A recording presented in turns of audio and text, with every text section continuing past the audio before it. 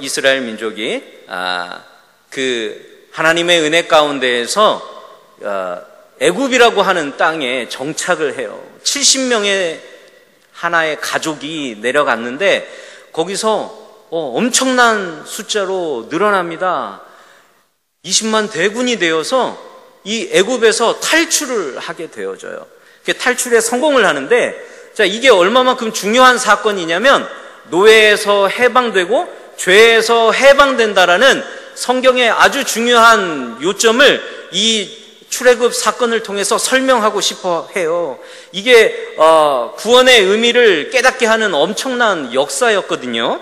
그런데 그 역사 가운데에서 여러분들이 잘 알고 계시는 것처럼 10가지 재앙을 통해 가지고 하나님은 애굽의 신들보다 강하시다라는 걸 선포해요. 그리고 홍해를 건너면서 죽음을 경험하고 다시 사는 소망을 갖는 그런 역사를 또 체험하지요. 그리고 이 출애굽 사건 가운데서 마라의 쓴물이라는 어떤 사건이 하나 있는데 그 사건을 통해서 치유하시는 하나님이시는구나 라는 것들을 이스라엘 백성들이 배우게 됩니다. 그리고 하나님이 매일 먹이셨던 만나와 메추라기를 경험하면서 매일매일 공급하시는 하나님이라고 이스라엘 백성들은 배우게 되어져요. 그리고 나서 반석에서 생수를 먹는 사건을 경험하면서 마르지 않는 그 반석이 있구나. 그 반석에서 나는 생수를 먹는다면 우리가 결단코 목마를 일이 없구나라는 또 커다란 하나의 교훈을 배웁니다. 이것은 나중에 반석, 곧 예수 그리스도를 통해서 우리의 영혼이 목마르지 않을 것이라는 성경의 예표를 통하여서 이 이스라엘 백성들이 하나님을 알아가고 예수 그리스도를 알아가는 어떤 과정들을 배우게 되어져요. 자, 그리고 중요한 것은 구름 기둥과 불 기둥을 경험하면서 태양의 그 뜨거움을 피하고 또 밤의 추위들을 피하는 또 경험들을 하면서 매일매일 우리의 갈 길들을 한 걸음 한 걸음 인도하시는 그런 하나님을 체험하게 됩니다. 자, 하나님은 자신의 백성들을 하나님의 은혜 가운데서 전적인 하나님의 주권 가운데서 너희들은 나의 백성이 될 것이야 라고 하면서 주권적으로 선포하시는데요. 우리 창세기 17장 7절 말씀을 한번 잠깐 보겠습니다. 창세기 17장 7절 말씀 한 목소리로 크게 한번 읽어봅니다. 시작. 내가 내 언약을 나와 너 및 내 대대 후손 사이에 세워서 영원한 언약을 삼고 너와 내 후손의 하나님이 되리라 라고 하시면서 아브라함에게 그 약속을 하시는데요. 이 약속의 성취가 지금 이루어질 만반의 준비가 되고 있는 거예요. 출애굽 사건을 통해서 말이죠. 그리고 신실하신 하나님의 언약이 온전하게 그 이행되어지는 과정들을 겪으면서 출애굽기 19장 4절로부터 8절 말씀 가운데 또 이렇게 우리에게 설명을 하시는데요. 한번 교독하도록 하겠습니다. 19장 4절부터 8절 말씀. 내가 애굽 사람에게 어떻게 행하였음과 내가 어떻게 독수리 날개로 너희를 업어 내게로 인도하였음을 너희가 보았느니라. 5절이요.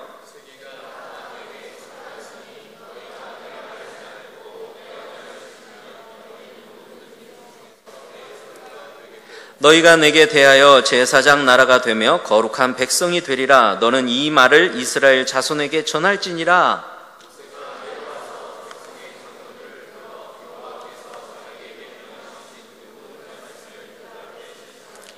합독할까요? 백성이 일제히 응답하여 이르되 여호와께서 명령하신 대로 우리가 다 행하리이다. 모세가 백성의 말을 여호와께 전하매. 아멘. 자, 하나님께서 언약을 이스라엘 백성들과 세우시고 그 언약이 이제 하나님의 은혜 가운데에서 이루어질 수 있도록 그렇게 하나님이 이끌어가 주고 계셨던 거예요. 그런데 그 과정에서요, 하나님께서 약속하신 그 약속을 이렇게 이루어 가게 할 때, 자, 니네들은 이렇게 하면서 이렇게 하세요 라고 하면서 한 개라도 어긋나면 니네들 혼난다 이렇게 말씀하지 아니하시고 이스라엘 백성들에게 한 가지 한 가지 제시를 하시는데요. 딱 한 가지만 요구하세요. 따라오라고. 그러면서 마치 독수리가요, 어미 독수리가 새끼 독수리를 탁 등에 업고 업어 나른 것처럼 이스라엘 백성들을 하나님께서 친히 이끌어서 시내산 앞에 딱 세우셨어요. 이스라엘 백성들이 한 것이라곤 모세를 따라서 구름 기둥으로 인도할 때, 불 기둥으로 인도할 때 그 인도를 따라서 그냥 따라가기만 했습니다. 그러면서 홍해도 건너고 만나와 메추라기도 먹고 목마를 때에 반석의 은혜를 또 체험하고 그런 은혜 가운데에서 하나님을 배워갔습니다. 하나님이 약속하셨지만 하나님께서 그 약속하신 백성들이 자신의 온전한 백성이 되게 하시려고 친히 한 가지 한 가지 가르쳐 주세요. 그 역사의 체험들을 이 이스라엘 백성들은 지금까지 하고 있었습니다.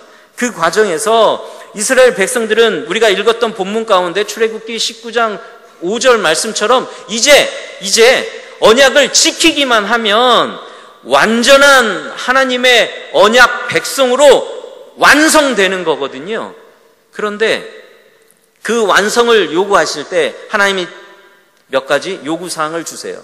그거는 출애굽기 20장에서 23장까지의 말씀 안에 담겨 있는데요. 뭐냐면 10가지 계명 알지요, 여러분? 십계명이라고 하는 10가지 계명과 또 하나님의 백성들이라면 당연히 지켜야 하는 세부적인 어떤 준수사항들을 이 이스라엘 백성들에게 말씀하세요.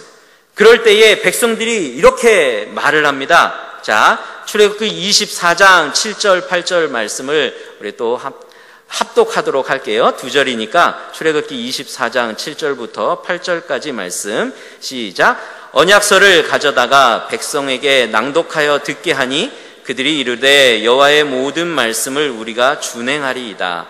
모세가 그 피를 가지고 백성에게 뿌리며 이르되 이는 여호와께서 이 모든 말씀에 대하여 너희와 세우신 언약의 피니라. 아멘.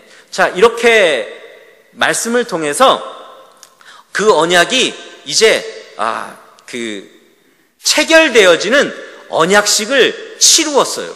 그 약속되어진 걸 언약식을 통해 가지고 자, 이제 우리가 체결되었다. 자, 너희들은 이제 지키기만 하면 돼. 라고 하니까 백성들이 뭐라고 해요?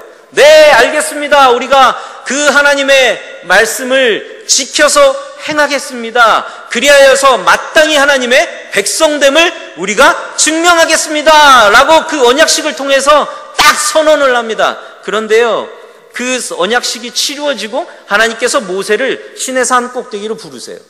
그리고 40일 동안 하나님이 주시는 말씀들을 쫙 받고 있는데 그 밑에서 40일을 기다리는 백성들이요, 조바심이 나요. 하나님의 말씀을 듣겠다라고 불려 올라간 모세는 이제 내려오지도 않고 맨날 며칠이 지나도 시간이 지나도 모세의 모습은 보이지도 않은 채로 시내산 안에는 막 구름만 가득하고 우르릉 쾅쾅 청둥 번개 소리가 우렁차게 쳐대면서 앞날이 깝깝한 생각이 듭니다. 우리가 지금까지 하나님의 은혜로 인도함을 받았지만 사실은 솔직히 말하면 모세 뒤만 바라보고 쫓아온 거였거든요. 두려움이 생겼어요. 그래서 자, 지금까지 우리가 경험한 하나님은 우리 눈에 보이지 않았었어요. 이스라엘 백성들이 하나님의 역사를 체험하고는 있었지만 그들은 하나님의 모습은 볼 수 없었어요. 그래서 아론을 통해 아론에게 협박을 합니다. 우리를 앞으로 인도해 가실 하나님을 우리 앞에 만들어 내라고요. 막 죽이려고 합니다. 이럴 때 그 협박에 못 이겨서 아론이 자, 그러면 너희들 금부치를 다 모아오세요 해가지고 그 모아온 금부치를 녹였더니 녹아서 딱 이제 굳어진 상태를 보니까 이게 어떤 모양이냐면 송아지 같은 모양인 거예요. 그 송아지 같은 모양을 바라보면서 이것이 우리를 앞으로 이제 인도하실 하나님의 형상이다 라고 말하면서 그 앞에서 번제와 화목제를 지내는 그런 형식을 갖추어서 제사를 지냅니다. 그런데 그들은 그 제사를 지내면서 이것이 하나님께 향한 온전한 예배다라고 생각하는데요. 성경은 명확하게 이렇게 표현합니다. 그 모습이 음란하였다라고. 자, 지금 이스라엘 백성들이 하나님의 언약 때문에 이끌려 옴을 보고, 자, 이제는 너희들이 이 준수사항들을 10계명과 또 세부적인 준수사항들을 지켜가면 너희는 온전히 내 백성이 될 거야 라고 해서 그 약속을 지키겠습니다 라고 했는데, 지금까지 자기들의 우두머리 역할을 해오고 하나님의 뜻이 이런 거다 설명을 해줬던 모세가 40일 동안 보이지 않는 가운데에서 두려운 마음이 생겨서 하나님의 모습을 요구하게 되어져요. 그런데 그 요구 자체 가운데에서 커다란 문제가 발생을 하는데, 그것이 곧 우상을 만들어버린 일이 생겨졌다는 거예요. 여러분들, 하나님에 대한 기대가 있지요? 하나님을 믿고 있지요? 하나님을 믿는 가운데에서 하나님의 인도하심을 기대하는 순간들이 많이 있지요? 그 가운데에서 인도함이 없다라고 여겨질 때 어떤 마음이 들어요? 엄청나게 좌절스러운 마음들이 생기잖아요. 그때 하나님 왜 이러십니까? 하나님 내게 왜 이런 어려움을 주세요? 라고 원망하지 않나요? 저 역시 그런 원망을 해봤었던 시간이 있었습니다. 제가 어렸을 때 여러분 만날 때 되게 우리 집이 가난했거든요. 엄청 가난해가지고 어쩔 때는, 그때는 여러분들은 급식을 먹지만 우린 도시락을 집에서 싸가야 되는데, 도시락을 싸가지 못해가지고 수돗물을 먹은 적도 많아요. 그리고 그 등록금을 내야 되는데, 고등학교 때 등록금을 낼 돈이 없어가지고 집 안에 등록금을 낼 돈이 없어. 그래서 새벽에 2시에 일어나서 신문 배달을 합니다. 그래서 꼴랑 6만 원 받거든요. 한 달 내 신문 배달해가지고.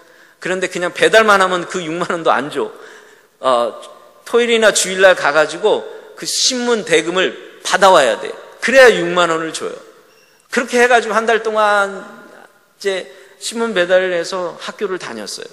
근데 그 6만 원으로 5식구가 또 먹고 산다? 신기하지요?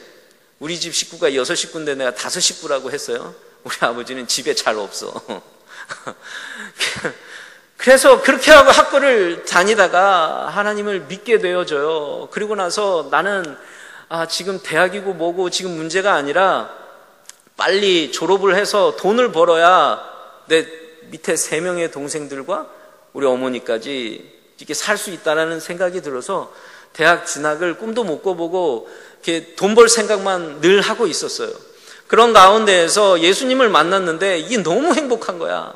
그래서 내 주님 앞에 잘 섬기고 살아야지라는 소망을 갖고 어떤 선교단체에서요, 그 10대 선교부라는 이렇게 여러분들만한 세대들을 향해서 막 전도하고 제자교육하고 학교 찾아가가지고 기독교반 만들어주고 막 그런 그 선교단체가 있어요.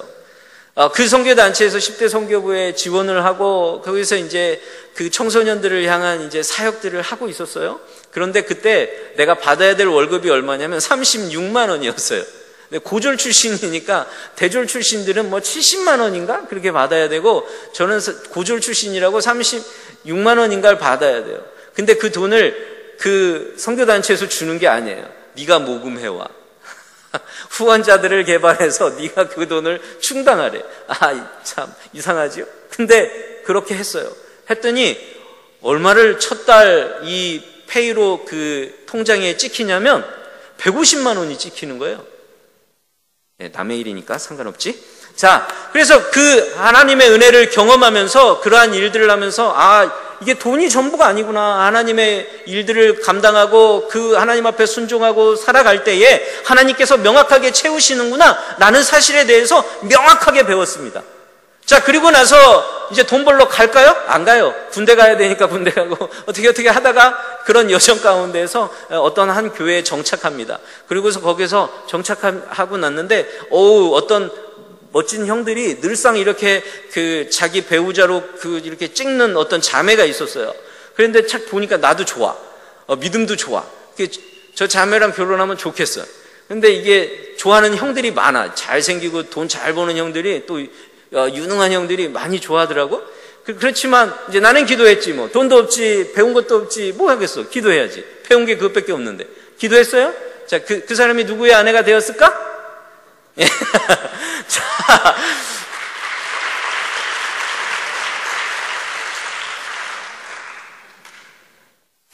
이런 얘기하고 박수 받는 건 또 처음이네. 자, 결혼 스토리를 듣고 박수 받는 건 처음입니다. 아무튼, 자, 그래서 그런 또 은혜를 경험하지요.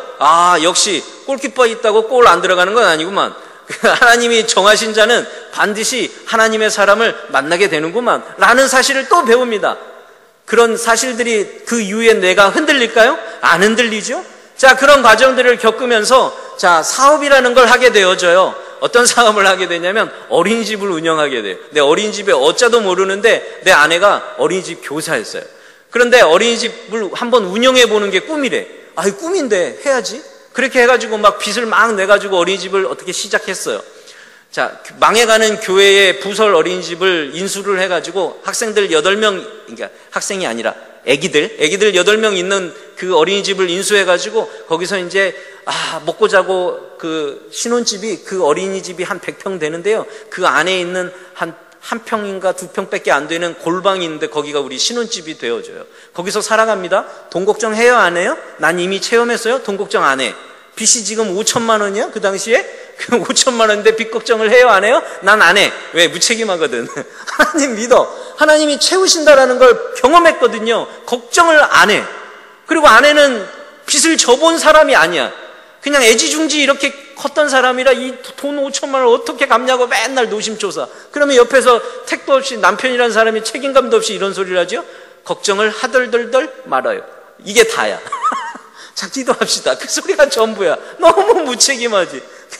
이 아내는 막 애간장이 녹아. 막 병들어, 점점. 자, 내 배가 충만해질수록 내 아내는 병들어. 자, 그런 생활을 하다가요, 아이들이 늘어납니다. 10명이 되고, 8명이었던데, 10명이 되고, 20명이 되고, 30명이 되고, 40명이 되고, 60명이 되고, 80명이 되고, 100명이 되고, 100명이 넘으면서 처음으로 내 집을 사봤어요. 너무 감동이었어요. 그리고 대출을 받았는데 돈이 남는다고 차도 샀다? 내 꿈에 그리던 에마도 한 마리 딱 100마루다가 큰 걸 사서 타고 다니고. 야, 나이 30에 내 27에 결혼했거든요. 일찍 해서 까져가지고.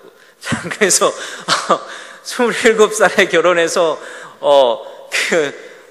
나이 30 한 2살쯤 되니까 뭐 이렇게 동네가 그렇게 큰 동네는 아니었는데 무슨 행사를 하면 이렇게 사람들을 초대하는 그 행사들을 하는데 그럴 때 막 초대도 받아서 가고요. 막 이렇게 동네 나갈 때 반바지를 못 입어봤어. 막 보는 사람들이 너무 많으니까 이제 학생들이 한 178명까지 되니까 동네 이제 유지소리라는 그런 이제 소리를 좀 듣게 되는 거예요. 그 동네에서 무슨 행사하면 초대도 받고 좀 가야 되고. 또 그냥 내가 잘 모르지만 뭐 축하한다고 뭐 이런 뭐 돈도 내야 되고 뭐 이제 그렇게 되는 거예요. 자, 그런 또 경험 가운데에서 또 인생의 어려움을 체험하게 되어져요. 어찌 하다가 그 어린이집을 이제 못하게 되어지는 상황이 되었어요. 자세한 얘기는 나중에 간증할 때나 해야 돼. 지금도 하고 있지만 학생들이 들으면 시험 들까봐 말 못해요.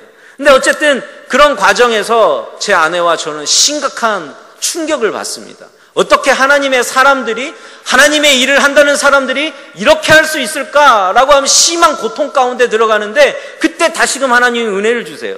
우리 부부에게 기도할 수 있는 시간들을 주셨어요. 2년 동안 기도하면서 다시금 하나님의 일을 해야 되는구나. 그때 제가 사실은 죽을 뻔한 경험을 합니다.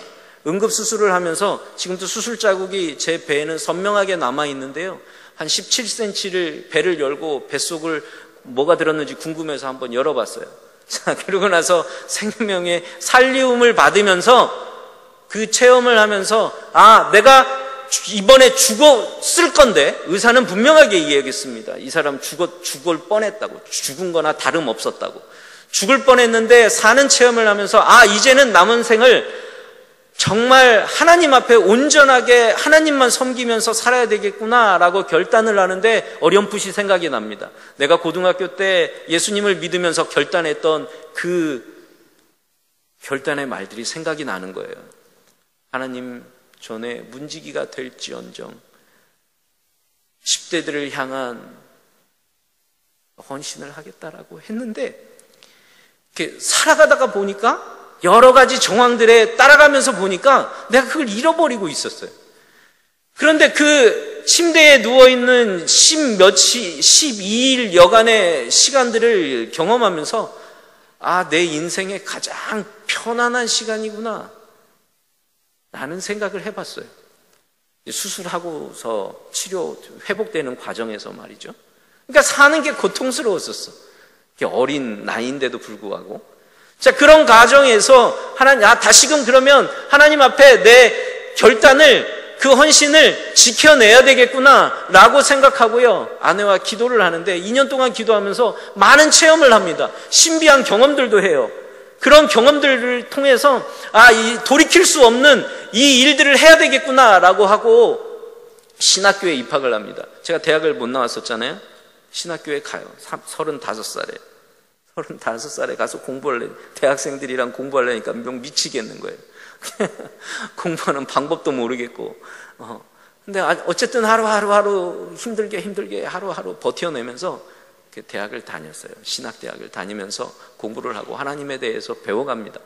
자, 그런 은혜의 과정들을 겪는데 문제는 신학교 4학년 때 문제가 발생을 해요. 아내가 갑자기 많이 아파졌어요. 아픈데 그냥 아픈 게 아니야. 병명도 모르겠는데 대학병원을 몇 군데나 쫓아다녔는데도 답이 없대. 그리고 그냥 마약만 놔줘.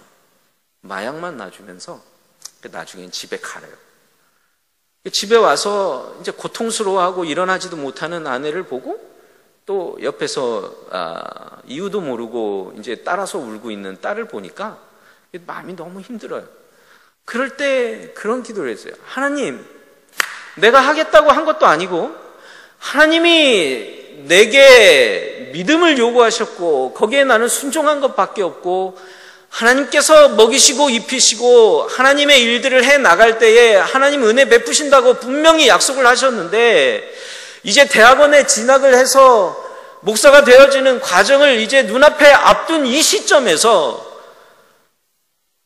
이게 무슨 일입니까? 그럼 나는 어떻게 해야 되는 거지요? 내 아내 없이 나 혼자 어떤 하나님의 종이 될 수 있으며 어떻게 이 일들을 해나갈 수 있습니까? 기도를 하는데 아무런 응답이 없어요. 아무런 응답이 없어요. 물 한 모금도 못 먹고 이제 거의 탈진 상태에 있는 아내에게 마지막 기도를 하려고 작정을 하고 함께 신학 공부를 하던 전도사님들에게 문자를 합니다. 이제는 마지막 기도를 해야 될 것 같아요 라고 문자를 하고, 근데 그 친구들은 어떤 과정을 밟고 있었냐면 대학원 특별 전형이라는 거. 그러니까 나이 먹은 사람들이 정확하게 시험 봐서 대학원 입학하기 조금 어려우니까 그 백석대학교에서 좀 배려가 있어가지고 특별 전형이란 시험을 보게 해줬어요. 그래서 나같이 나이 먹은 사람들이 영어 시험 봐갖고 답이 있겠어요? 지금도 굿모닝인지 굿애프터눈인지 헷갈리는 사람한테 영어 시험을 어떻게 요구해? 그게 못하니까 그런 특별 전형이 있었는데 내 친구들은 거기 시험장에 가 있는 거예요. 근데 그 친구들이 기도를 해주고 나는 아내에게 손을 얹고 기도를 합니다. 간절하게 기도했어요. 성경의 역사가, 성경에 쓰여 있는 그 치유의 역사가 이 시간에 이루어지기를 간절히 소망하면서 기도를 했어요. 그런데 아내가 일어나더라고요. 그러더니 화장실을 가대. 그러더니 뭐라고 그러냐면 좀 아파서 누워있으면 좀 청소 좀 하지 이게 뭐냐고 해가면서 설거지를 막 하는 거예요. 남의 일이죠. 자, 근데 더 중요한 건 그러고 나서 5분도 안 돼갖고 다시 누워가지고는 못 일어났어요. 난 진짜 회복된 줄 알았어. 그리고 나서 한 병원에 찾아가서 치료해주지 않아도 되니까 링거만이라도 맞고 이대로 탈진만 안 하게 해달라고 하고 마지막 마음을 먹고 어떤 2차 병원으로 옮겼습니다. 안 낫더라고. 그때 저는 정말 하나님의 모습을 갈망했습니다. 하나님이 내 앞에 현존하시는 모습을 기대했어요. 두려웠어. 내가 지금까지 믿어온 하나님이 도대체 어떤 분인지, 왜 이 절대절명의 순간 가운데에서 가장 중요한 것 같은 이 시점에서 이런 일을 경험할까 두려웠습니다. 결론, 하나님 회복시켜 주셨고 저는 정정당당하게 대학생들하고 똑같이 시험 봐가지고 신학대학원에 붙었어요. 그래서 백석대학원에 다니고 지금 목사가 되어서 여러분 앞에 서 있습니다. 하나님 앞에 이스라엘 백성들의 심정이 그랬을 거예요. 하나님에 대해서 배워가고 알아갔지만 자기들이 두려워 떨고 있는 그 순간에 기대했던 그 하나님. 그런데요, 문제는 이 백성들이 하나님을 잘못 알고 있었던 거예요. 보여지는 어떤 상태만을 기대했었지요. 그 때문에 죄를 범하고 하나님의 진노를 삽니다. 그래서 하나님이 진노하시고 이 백성들을 전부 멸망시키겠다라고 말씀하세요. 그럴 때 모세가 당당하게 요구합니다. 하나님, 그러면 하나님이 망신되실 거예요. 하나님의 영광을 위해서라도 이들을 용서해 주시고 하나님의 약속을 지켜가 주세요. 그 과정이 지금 우리가 읽었던 본문의 말씀입니다. 그럴 때 하나님께서 모세에게 하나님의 현존을, 하나님의 그 역사하시는 모습들을 볼 수 있는 놀라운 비밀 한 가지를 가르쳐 주시는데 그게 무엇이냐면요, 반석 위에 올라서래요. 최반석 선생님 위에 올라타라는 이야기가 아니라 반석 위에 올라서서, 이 몹쓸병, 반석 위에 올라서서 하나님께서 그 올라선 모세를 가리우고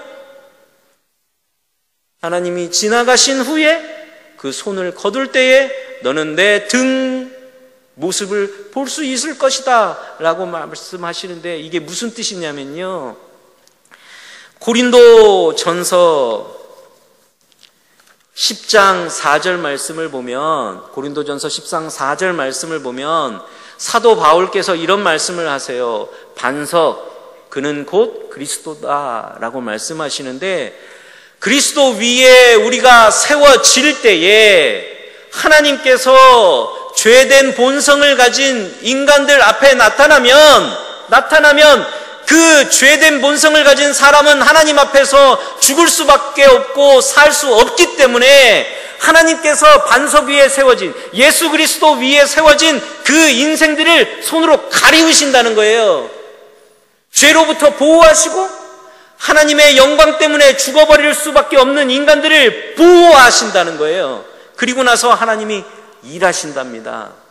일하시고 나면, 하나님이 다 하시고 나면, 그 손을 거두고 나면 그때야 비로소, 일하실 땐 우리가 못 봐요. 하나님의 현존을 볼 수 없어. 그런데 하나님이 일을 다 마치시고 난 뒤에는 우리가 하나님이 일하신 그 발자취, 흔적만을 바라보면서 이 순간에 하나님이 나와 함께 하셨구나 라는 걸 깨달을 수 있다고 말씀하시는 겁니다. 우리는 결단코 하나님의 모습을 현존하는 모습 자체로 볼 수 없습니다. 그렇지만 우리는 예수 그리스도 위에 세워질 때에 예수 그리스도를 우리의 구주로 믿고 우리의 구원자라고 믿는 그 고백을 통하여서 우리의 모든 죄가 용서되어진 하나님의 새로운 피조물로서 하나님 앞에 세워질 때에 하나님께서 일하신 흔적들을 통하여서 하나님이 역사하셨다라는 것을 깨달을 수밖에 없는 것이 우리의 모습입니다. 하나님은 그렇게 일하세요. 하나님은 그렇게 우리 앞에서 본인의 모습들을 나타내십니다. 지금 안개가 우리 앞에 가득히 있는 것처럼 우리 12학년들, 내일 할 일들, 또 대학 진학에 대한 모습들 때문에 고민되지요. 기도하세요. 지금 아무 일도 안 일어나고 있는 것 같은 이 순간에 하나님께서요, 그 손으로 우리를 가리우시고 지금 일하시고 계시는 그 시간입니다. 내가 왜 여기 끌려왔는지도 모른 채로 부모님들에게 의해서 핸드폰 하나에 팔려서 온 친구들이 있지요? 염려하지 마세요. 이 순간이 하나님께서 여러분들을 손으로 가리우시고 하나님의 일을 바쁘게 진행하시고 계시는 그 역사의 현존 가운데 여러분들이 지금 현재 있는 것입니다. 그 손을 거두실 때에 여러분들은 반드시 이렇게 고백하게 될 겁니다. 저와 같이. 하나님 그 순간에 저와 함께 하셨군요. 대학원에 입학해서 이후에 아무 일도 없었으면 좋았으련만 제게는 또 다른 여러 가지 어려운 시간들을 경험하게 됩니다. 어찌 보면 아내가 죽을 법을 그런 일들보다 더 힘들었었던 시간들이기는 해요. 그런데 그 시간들이 이겨지더라고요. 경험했잖아요. 말씀을 받았잖아요. 아, 이 순간에 하나님이 나를 싸고 계시는구나. 그러니까 하나님 모습은 온전하게 내가 지금 당장 내 눈에 나타나는 현상으로 보여지진 않지만 지금 하나님이 바쁘게 일하고 계시구나. 내가 할 수 있는 건 기다리는 거구나. 하나님께서 그 손을 거두실 때까지. 여러분들, 하나님이 그 손을 거두시는 순간까지 틀림없이 약속하신 그 약속을 이루실 것이라는 그 믿음을 가지고 기다리면서 기도하시는 여러분이 되기를 소망합니다. 축원합니다.